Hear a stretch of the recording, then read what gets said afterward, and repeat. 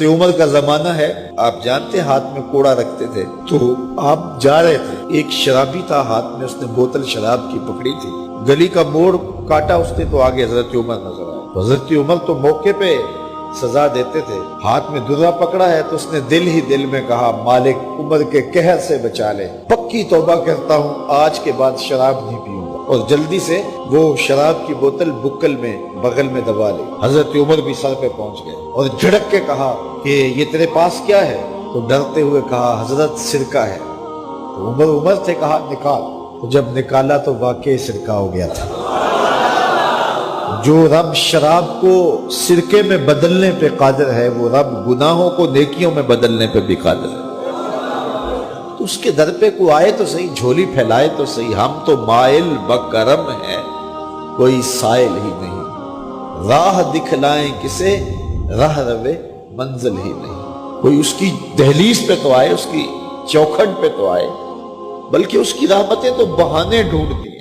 بشر حافی ایک بہت بڑے شرابی تھے اور زندگی شراب کے نشے میں دھت گزرتی تھی۔ ایک دن گلی سے گزر رہے تھے، کاغذ کا ایک ٹکڑا دیکھا، اس پہ رب کا نام لکھا تھا۔ یار بندہ گناہ گار ہو بے ادب نہ ہو، گناہ گار ہو بے ادب نہ ہو۔ تو کاغذ کے ٹکڑے پہ رب کا نام لکھا تھا، اس کو اٹھایا، چوما، صاف کیا، خوشبو لگائی اور اونچی جگہ پہ رکھ دیا کہ یہ میرے رب کا نام ہے، اور شراب پینے پھر میخانے میں چلے گئے۔ وقت کے ولی کو الہام ہوا، جا ڈھونڈ بشر کو اور میرا سلام دے اور اسے کہہ کہ تیرے رب نے تیرے سارے گناہ معاف کر دیے۔ نکلا، پوچھا بشر کون ہے؟ لوگوں نے کہا وہ تو بہت بڑا شرابی ہے۔ اللہ اکبر۔ گھر پوچھا، کہا وہ شراب خانے میں۔ شراب خانے میں پیچھے چلے گئے۔ وقت کا ولی اللہ شراب خانے کے دروازے پہ دستک دے رہا ہے۔ اندر سے آواز آئی، کون؟ نام بتایا، کہا میں بشر کو ملنا چاہتا ہوں۔ کہا وہ تو نشے میں دھت پڑا ہے۔ ساقی میخانہ نے کہا کہ وہ تو نشے میں دھت پڑا ہے، کہا اسے ملنے آیا ہوں۔ تو اس نے جا کے کہا کہ باہر تیرا کوئی مہمان ہے۔ تو بشر نشے میں ہی ڈولتا ہوا ننگے پاؤں دروازے پہ آیا۔ اللہ کا ولی کھڑا تھا، کہا کہ تیرے رب نے تجھے سلام بھیجا ہے، تو نے اس کے نام کی قدر کی تھی اور اس نے تیرے سارے گناہ معاف کر دیے۔ بشر حافی ننگے پاؤں تھے، اس وقت نشے میں تھے۔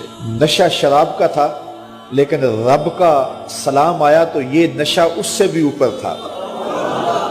جھوم اٹھے اور کہا کہ میں اب رب کا سلام آیا ہے تو اب میں ننگے پاؤں تھا، اب ساری زندگی میں جوتا نہیں پہنوں گا۔